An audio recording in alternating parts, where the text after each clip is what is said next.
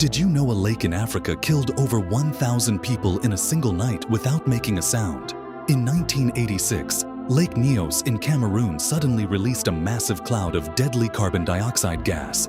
The invisible killer crept through villages like a silent death sentence. People went to sleep normally, but never woke up. Survivors found their families, neighbors, even animals lying dead everywhere. The scariest part?